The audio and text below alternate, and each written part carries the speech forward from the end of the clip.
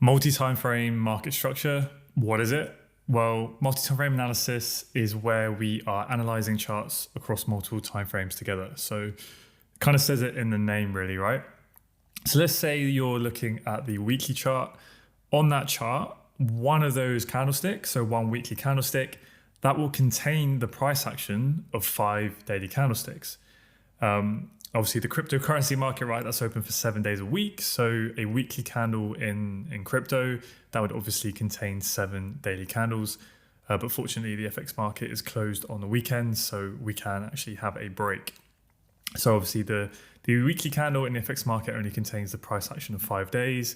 5 daily candlesticks are within that weekly candle, right? And then you've got 34-hour candlesticks within that weekly candle and 120 1-hour candlesticks. And then that one daily candle is made up of 24 hours worth of price action, so on and so forth. So you can clearly see that, as you start from those higher time frames and you work your way down and down, going lower it's going to give you a lot more price action to work with. It's going to give you more information, and it's also going to give you more confirmation. So that is going to allow us to be extremely accurate with our entry points and analysis, but also whilst making sure that we are trading with the overall bias and we're trading with the dominant trend of the higher time frames on our side. So time is power. Really, the longer that a setup has to marinate, the more powerful and delicious the move will be. The reason why is essentially the more orders and liquidity that have been stacked over time are there to then fuel the move. So for this reason, analysis on the higher time frames always take precedence over analysis on the lower time frames. So the monthly time frame is a lot more significant than the weekly time frame, right? And so on, all the way down to the minutes and the seconds time frames. So this is why we always take a top-down approach. We always start our analysis on the higher time frames in order to develop our bias, and then we work our way down and down and down to refine and to increase our timing accuracy. So the other thing as well is, right, the higher time frames are not necessarily a specific time frame, but it's just any time frame that is higher than the one that you are currently looking at. So obviously the same goes for the lower time frames. It's going to be different for every trader, depending on their own unique trading style in terms of what time frames they actually use and look at on a consistent basis. Now, the reason that we use candlestick charts in our analysis is due to their unique ability to condense a vast amount of information into a small, neat, and manageable graphic display. So, you can think of candles representing the tip of an iceberg. Now, whilst they provide an excellent sign of what's ahead, there is a lot more that lurks beneath the surface. For the most part, the exposed tip of an iceberg is enough for the captain of the ship to, recognize the need that maybe we need to steer around it. But every now and then, an iceberg will remain fully submerged and provide no indication of its existence above the surface. So without us actually peering below the water, we're going to likely steer our ship straight into it. So kind of a horrible analogy there, but essentially in trading, using a lower time frame is the same as peering below the surface. The more time that you spend in front of your charts, the more that you will realize that all of the time frames are very intimately connected to each other. So when price is trending, in this case a bullish trend, we know that price moves up, it then pulls back to form a higher low, and it breaks structure to the upside to form a higher high, and so on. Hopefully you should be very familiar with this by now. Each of these movements up and down are called runs. So price impulses to the upside, and then it corrects back. Then it impulses again to the upside, and then it retraces back, right? Depending on whatever terminology you want to use, all of those moves up and then back to the downside, those individually are called runs, and they make the heartbeat of the market. Now, collectively, all of those runs together make up what we then call a trend. Now, are you ready for what is the major key in unlocking the secrets to understanding and harnessing the extreme power of multi-time frame analysis? You are? Fantastic. Well, the secret sauce is that a run on a higher time frame is a trend on a lower time frame. So a run on a higher time frame is a trend on a lower time frame. Sounds pretty simple, right? But when you get your head around this and when you fully understand it on the charts, that is when the power of multi-time frame analysis will really start to click, and you will massively increase both your strike rate and your risk reward. And that is the holy grail in trading, right? Increasing both of those simultaneously. So what we have here is a line diagram to essentially illustrate multi-time frame market structure, right? It says it there in the title, but it's essentially trying to show the relationship between a higher time frame and a lower time frame. So we're going to try and keep it reasonably simple at the start with just thinking about and looking at two time frames. Now, whilst we initially look at multi-time frame market structure, I know up until this point during the course, hopefully if you've watched it in order, we've been looking at the three different types of structure, right? So we've been looking at swing, we've been looking at internal, and we've been looking at fractal. Now, what I want you to do for the moment is just to kind of forget about all of that, or maybe just think about swing structure on its own and just think that there's only one type of structure, okay? But with that one type of structure, we're now going to look at that across multiple timeframes, okay? So we're bringing in sort of, that three-dimensional shape. So let's just think about swing structure and let's think about two timeframes. So initially, we're going to think about the higher time frame, okay? So one time frame, which is this thick black line. So as we know, we have bullish market structure initially, where price impulses to the upside, then we correct back to form that higher low, we break structure to the upside to form that higher high, pull back to form a higher low, higher high, and then we break structure to the downside. At that moment, that high time frame trend is then bearish, right? We take out the strong low to form a lower low. At that point, this then becomes a strong high, right? Because it's broken the low. So now this becomes our strong swing high, and this becomes our weak low. So we're trading in between this range. Price then has a swing pullback, okay? And then it breaks to the downside to take out that weak low to form a lower low. However, in the end, price then breaks to the upside to form a swing higher high, pulls back, and then continues that bullish trend, okay? So we understand that, basic market structure from one time frame. Now let's bring in a lower time frame. So we're going to look at the thin gray line, right? Now, remember what I said the key to multi-time frame market structure is, and that is a run on a higher time frame is a trend on a lower time frame. And this is exactly what it means, right? So a run on a higher time frame is a trend on a lower time frame. This impulse to the upside, that is a run on the higher time frame. But on a lower time frame, what do we see? Higher high, higher low, higher high, higher low, higher high. So that run on the higher time frame is a trend on the lower time frame. So maybe if it helps you to visualize it, let's say the higher time frame in this case is the 4-hour chart and the lower time frame is the M15. Well, we can see that one impulsive leg up on the 4-hour chart is made up of a trend on the M15.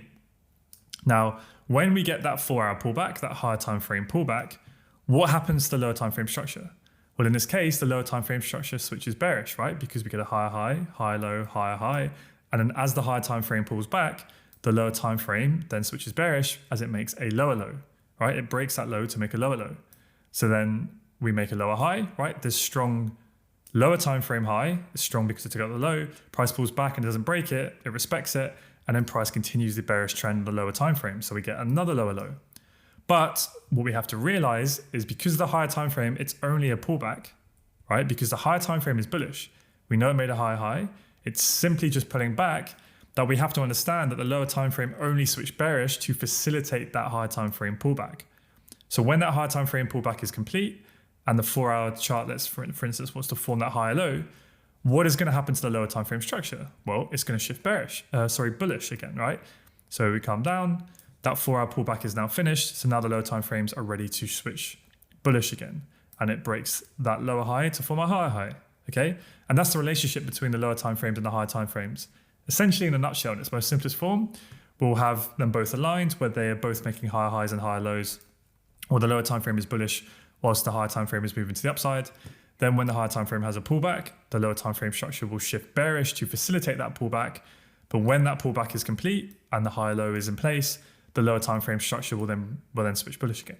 And then the exact same process repeats, right? We get the next higher time frame bullish leg to the upside. The lower time frame is then bullish. But then at some point, that higher time frame is going to pull back. Why? Well, after a break of structure, what do we expect? Do we expect to pull back on that time frame? So at that point, when we get that break of structure to the upside, this becomes a new swing low. Okay, we wait for price to pull back to know where the new swing high is. And at that point, what can help, as you can probably now see, what is going to help give us an indication that the higher time frame is pulling back? Well, on a lower time frame, we'll see that switch bearish, right?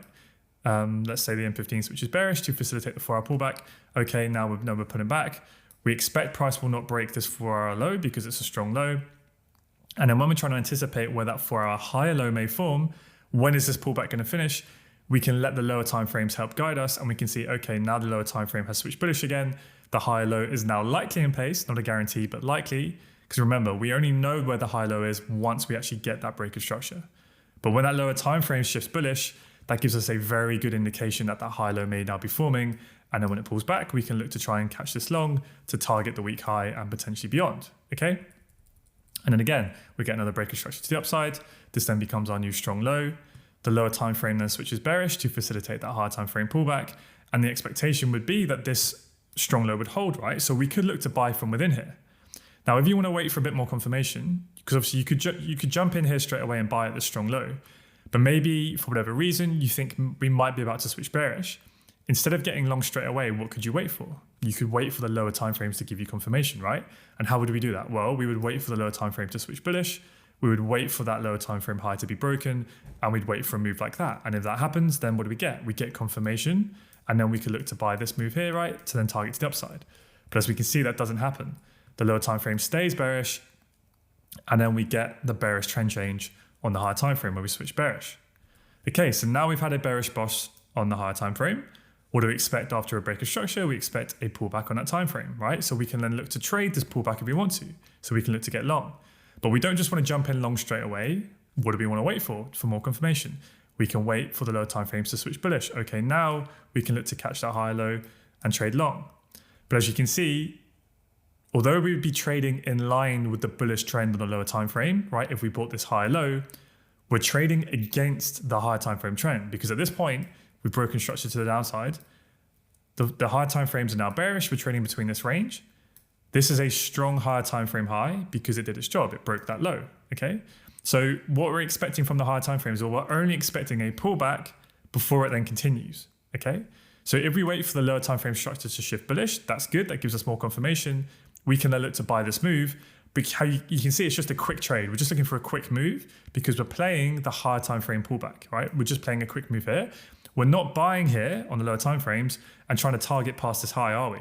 Because that's a strong high. We know we are simply playing the swing pullback on the higher time frame.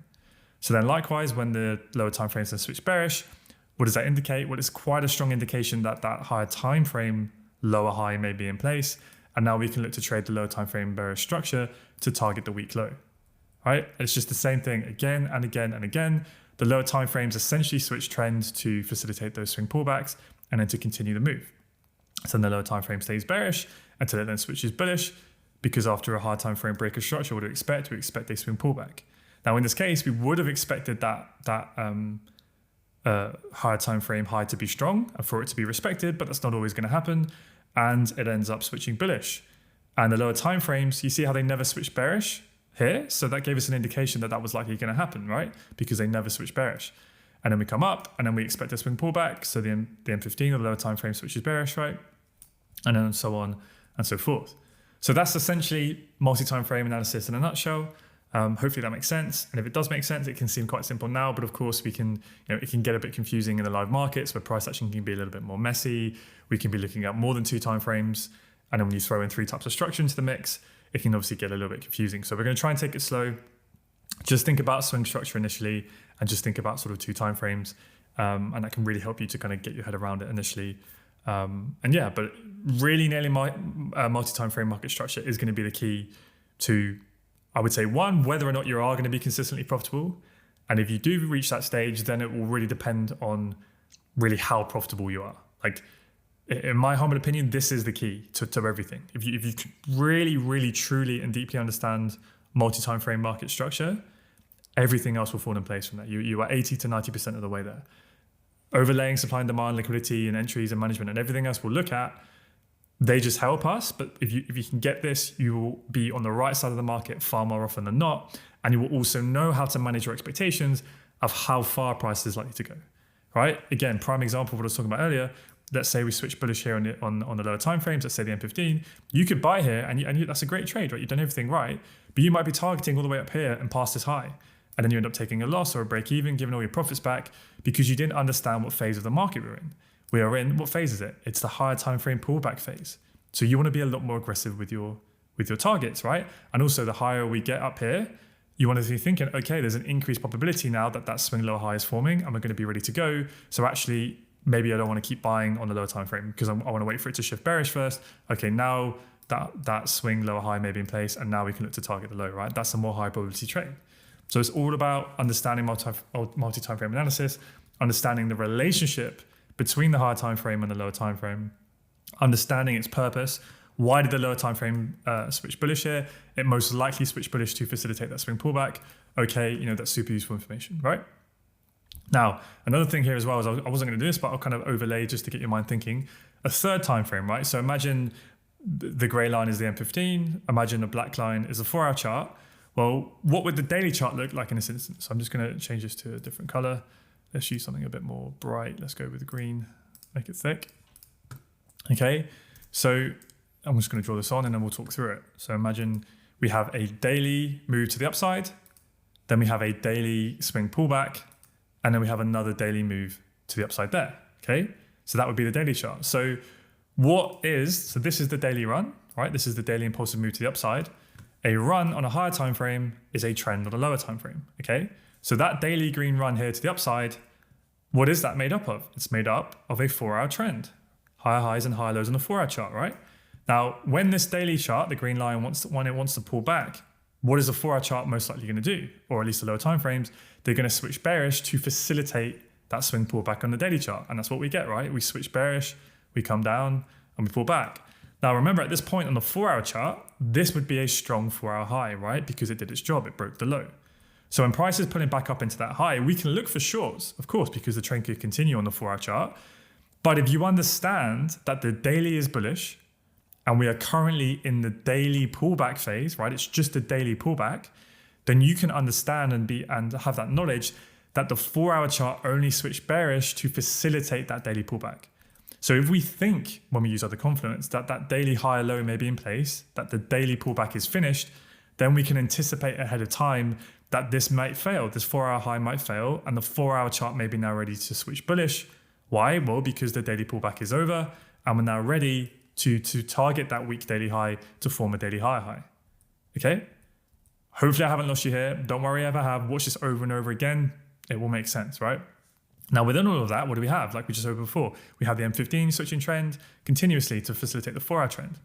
And we could go even lower, right? On the M1, what we're going to have? We're going to have the M1 trend up here. Then the M15 pulls back. The M1's going to switch bearish. Then the M15 is ready for the next leg up. The M1's going to switch bullish, right? And that's what we mean. If you ever hear us say the word fractal, the fractal nature of the market, that is what that means. It's all the same patterns and they happen on every single time frame. The daily, the 4-hour, the 3-hour, the 2-hour, the 15-minute, the 36-minute, the 15-second, the 4-month. It's all the same thing. It's just a way of essentially analyzing data, right? Just across different time frames. Okay. So again, hopefully that makes sense. And then you would have that, as your daily trend. And from within that, I'm not going to confuse you too much here. You would have, just change this to say yellow, you would have a weekly run, right? This would all be one weekly bullish move to the upside. And that weekly run, that yellow line is made up of what? It's made up of a daily trend with higher highs and higher lows within that one weekly move. And that's literally it. When you can get your head around that, bingo, right? You're onto a winner. So let's take a look at another annotation. Okay, so you might be sort of familiar with, this sort of annotation from when we were looking at 3 types of structure. But again, for now, I just want you to think of just swing structure, but we're going to be looking at multiple time frames. Okay, so we have the thick black line, which is our higher time frame. I put in brackets actual time frames if it helps you just to think about it a little bit more easier. So we've got the 4-hour chart as our higher time frame, the thick black line. We then have this sort of thinner gray line, which is our medium time frame, the M15, and then we have the thin white gray line, light gray line, which is the M1, okay, our lower time frame, right? So you can insert any time frames you want here. You could use your higher time frame as the daily, your medium time frame is a 4-hour chart, and your lower time frame is M15, right? It does not matter. It's because the market is fractal, right, and it all does the same thing. So let's talk about the 4-hour, the M15, and the M1, just because at the time of the recording, that is the main way in which I trade, so it's just a bit easier to talk through, okay? So 4-hour swing structure, the higher time frame, higher high, pulls back to form a higher low, and then we break structure to the upside of one big swing move. So at that point, we know we are bullish, we know we are trading between the 4-hour low and the 4-hour high, right? That is our swing structure. Now, what do we expect after a break of swing structure? We expect a 4-hour swing pullback, okay? Now, let's just imagine now that the M15, we go down on a time frame and we see that the M15 swing structure switches bearish, okay? So this might be like a 4-hour fractal low, it could be a 4-hour internal low, it's not a 4-hour swing low, but it could be fractal or internal. It doesn't really matter. Sometimes it will be one or the other, right? In the live market, you'll see this as we go, okay? But essentially in this instance, what we want you to think about is on the lower time frame, that 4-hour fractal or internal low will most likely be an M15 swing low. Okay, so when we get that 4-hour chalk or 4-hour IBOS, not always, but most likely it will be an M15 swing breaker structure to the downside. Okay, so when we're getting that 4-hour pullback, what happens? Well, the lower time frame switches bearish to facilitate that pullback. Okay, so when the M15, let's say, switches bearish, what can we do? Well, we can look to trade the short. So we're trading pro M15 trend, okay, because M15 is now bearish. So this becomes an M15 strong swing high because it took out the M15 low. Okay, so it's a 4-hour weak high, but a strong M15 high, right? Because it broke M15 structure. So now we can look to trade the short, right? We can play that short. But remember, what is our expectation when we're shorting this? What are we going to target with our management? So let's say we get short here, right? Great trade. Are we going to target past this low down here? Well, you could do, but would that be a smart decision? Well, no, because our expectation is we're just playing the 4-hour pullback. This is a strong 4-hour low because it took the high. So if we short here on the M15, right, we know we're just playing a quick move because we're just playing the pullback, right? So we could target here. We could talk about management later. It's more just about managing your expectations that we're just playing counter 4-hour trend, pro M15 trend. But we are in the 4-hour pullback phase, okay? So we want to be aggressive. Okay, now the lower that we get in this bearish M15 trend, we have to start thinking about now we're in the 4-hour discount, okay? This is the EQ of the 4-hour leg. We're now in the discount. Anywhere within that discount, there's a higher probability that the 4-hour higher low, the swing high low may form, right? And we'll be ready to then go on and continue the 4-hour trend and target that weak 4-hour high, okay? So if you're following that bearish M15 trend, you could be shorting, you could be holding your trade. As we come down into that 4-hour discount, you have to start thinking, okay, at any minute now, the M15 may switch bullish, okay? Now, you could also look for longs from within here, right? Especially as we come down into a nice 4-hour discounted level, et cetera, but you may want to wait for a bit more confirmation, okay? Because there's no guarantee the strong low may hold, right? Sometimes it might fail when the trend changes. But let's say you want to wait for a bit more confirmation. Well, you can wait for the M15 to switch bullish. So in this case, it switches bullish. That's very strong indication, not a guarantee, but a very strong indication that the 4-hour high low may now be forming, right? So the M15 switches bullish. And now we can look to try and catch the M15 pullback, right? To capture that M15 high low, because now the M15 is aligned bullish with the 4-hour swing structure, right? And now we can look to try and capture this M15 high low to try and target the weak 4-hour high because we have that full structural alignment where the M15 is aligned with the 4-hour chart, right? So again, same concepts. You can put on the premium discount if you wanted to on the M15 leg and wait for price to pull back and capture the M15 high low. Now, when the M15 is pulling back, what will happen on the lower time frame, let's say the M1? Well, in order to facilitate the M15 swing pullback, the lower time frame is going to switch bearish to do that, okay? So again, you could jump in straight away and try and capture the M15 high low, but we can use even more timing and accuracy and confirmation by going down to a lower time frame such as the M1, wait for the M1 to switch bullish, okay, M1 switches bullish, wait for that M1 to pull back, and even that M1 pullback, right? On let's say the 15 second, the M15 second we switch bearish to do that, okay? We're not going to do that, but just think about this now. Now we have full structural alignment. The M1 is bullish, which is confirming the M15 high low. The M15 is bullish, and that M15 switching bullish potentially confirms that 4-hour high low may be forming. And now this becomes a super high probability trade to now try and target that 4-hour high. Okay? So hopefully that makes sense. Watch this as many times as you need. But essentially, it's just a fractal nature of the market, right? 4-hour makes a swing higher high. We're then looking to pay that 4-hour swing pullback. The M15 switches bearish to facilitate that swing pullback. Okay, so we can look to trade this. But we know as we get deeper into the 4-hour discount, there's an increased probability that the M15 is going to switch bullish. Why? Well, because that 4-hour high low may be forming, right? We're just playing the swing pullback phase of the higher time frames. So we know at any point the medium time frame in this case is about to switch bullish. Okay, it switches bullish. Now we can start to look for longs to try and target the 4-hour high. But we don't just want to buy straight away. We can wait for the M15 to pull back. What will help us determine when that M15 pullback is finished? Well, we can look for the lower time frame to switch bullish. Lower time frame and then switches bullish. Okay, that M15 pullback is now likely finished. And now we can get long with full alignment to target the weak M15 high and potentially all the way up to the 4-hour week high, right? And then we can look to follow those trades up there, right? So that is literally the fractal nature of the market. Now, some of you may have realized that, essentially the 3 types of structure, when we only looked at one time frame, it's the exact same thing. But looking at 3 types of structure essentially allowed you to do multi-time frame analysis without having to go and look at other time frames, right? i.e. we would have your swing structure as the big black line, then you'd have your internal structure, shifting bearish, right? And within that, you can have your fractal structure, right?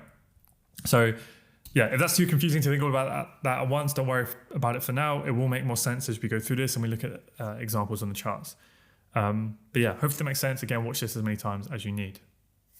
So hopefully the penny's starting to drop with that fractal nature of the market, that fractal order flow, where price action, it ultimately forms the candles and the price action on the next highest time frame. So we use the price action on the higher time frames to predict that next phase of the market. So when we say the phase of the market, what do we mean? Well, we mean, are we in the pro-trend run phase where price is so over bullish? Are we in the phase where we're having that impulsive move to the upside, that pro-trend run?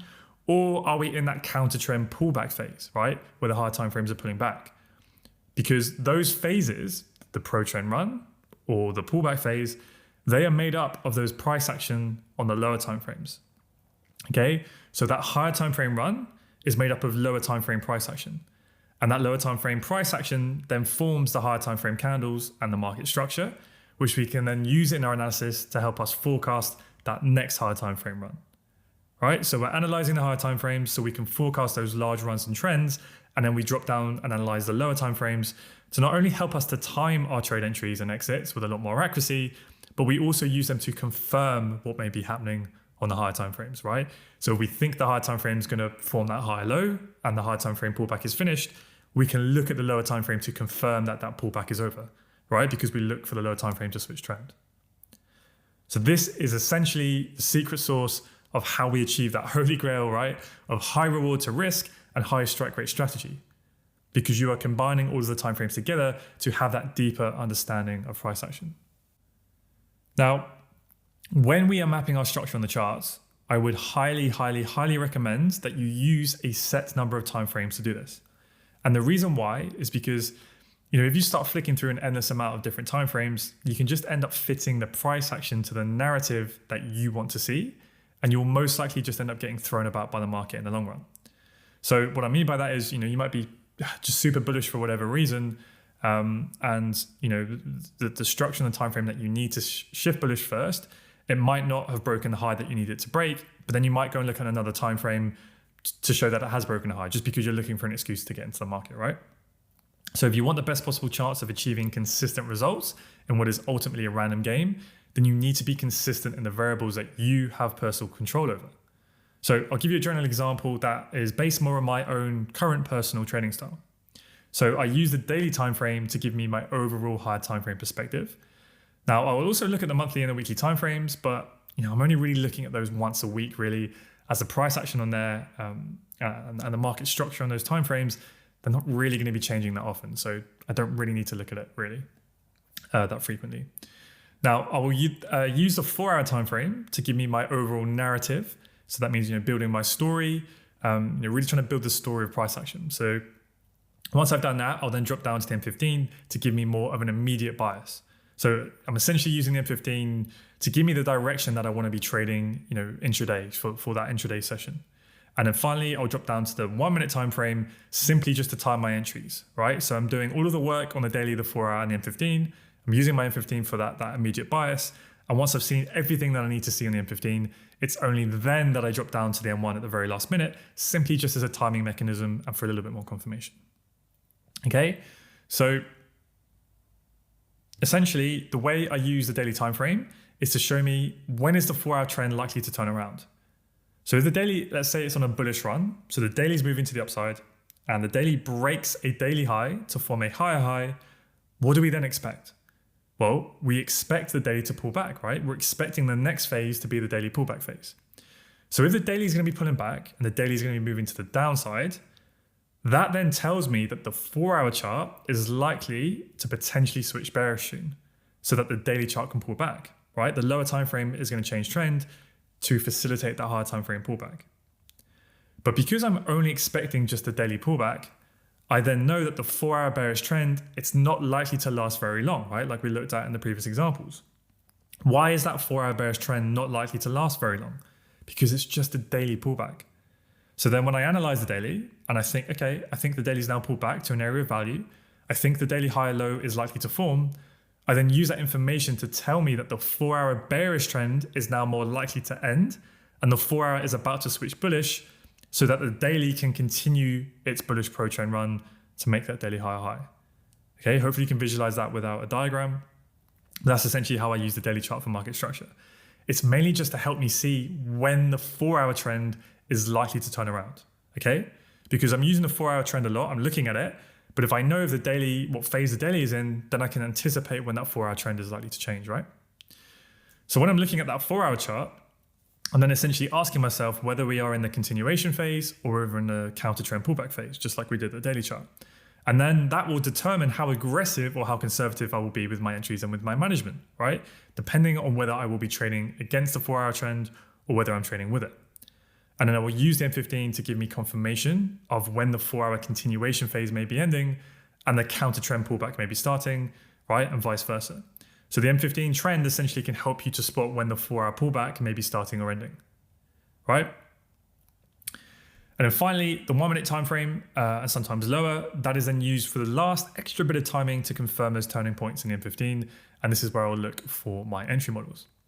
Okay, so the 4-hour and the M15 for me personally, at least at the time of recording, those two timeframes alone are probably where I spend over 95% of the time looking at analyzing when I'm on the charts and looking at the market. Okay, this is, if you make a note of this, this is the mistake I see most often with people who are losing, or at least initially, is that they have their M1 time frame open or whatever time frame they use for entries, and they're looking at it all the time, and they get trapped into taking so many poor and average trades because all of your work should be done on the higher time frames. Like for me, that'd be the M15 and above, and I literally only open the M1 chart or look at it at that very last literally minute when I've seen everything I need to see. It's in my M15 area of value, and I'm just using it as a timing mechanism. Okay, so I'll only drop down to that at the very, very end. If you're going to be sitting on the M1 chart all day, you're going to be seeing tens, if not hundreds of entries a week, and you're literally just going to get stepped around by the market. And you're going to be wondering why trades aren't working out or why they're turning around straight away. And the M1's going to be changing trend every few minutes. So that's why we build the higher time frame narrative, because it's the higher time frame moves, those higher time frame runs and pullbacks. It's those higher time frame phases that I'm interested in trading, because that's where the high reward to risk is. I'm just solely using the M1 for increased refinement to get a tight entry and stop loss, but also to give me that extra piece of confirmation to make sure as many timeframes as possible are in sync and confirming what I think I'm seeing, right?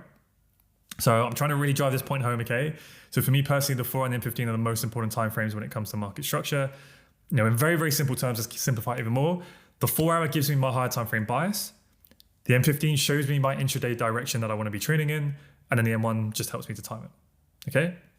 Now we'll get into all of this in even more detail as we go through the rest of the lessons, but specifically in the trade plan module, we'll discuss the different timeframes and the criteria that you may personally want to use for each of those timeframes, depending on your own style, your own trading personality, and your own lifestyle constraints. For instance, if you wanted a slightly more longer term perspective, potentially if you have a full-time job where you can't actively monitor the charts on the very low timeframes, or maybe your psychology just isn't really suited to day trading, right? You can just shift all of those timeframes here up a level, right? So for the higher timeframe perspective, use the weekly chart instead of the daily chart. Use the daily chart for your narrative. So seeing if you're trading a daily pullback or the pro trend run, use the 4-hour chart to give you your immediate bias of the direction that you actually want to trade in, and then use the M15 as your lower timeframe execution. The market's fractal, right? You can use those timeframes, just shift them up or shift them down to suit you, right? So, make sure that you utilize multiple timeframes to know the higher time frame narrative, actively monitor the lower time frame price action, and allow the trade setup to present itself.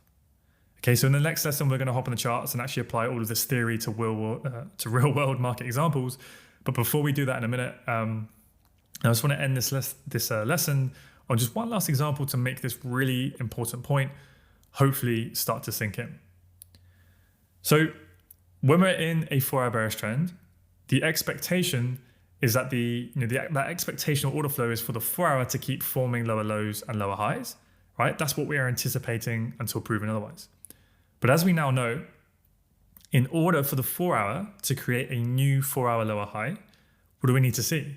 Well, it's very likely that the lower timeframes will form a bullish trend to facilitate that 4-hour pullback, right? So we will first see that shift in order flow in the lower timeframes to switch bullish to then signal that the 4-hour chart is pulling back to form that potential 4-hour lower high.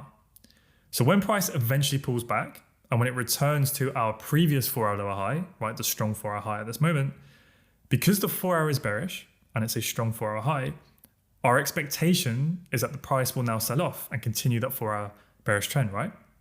However, it does not have to. Remember, anything can happen in the markets, right? Anything. So as price develops around this area, our mission is to observe its development and listen to what the market is telling us in a neutral state of mind.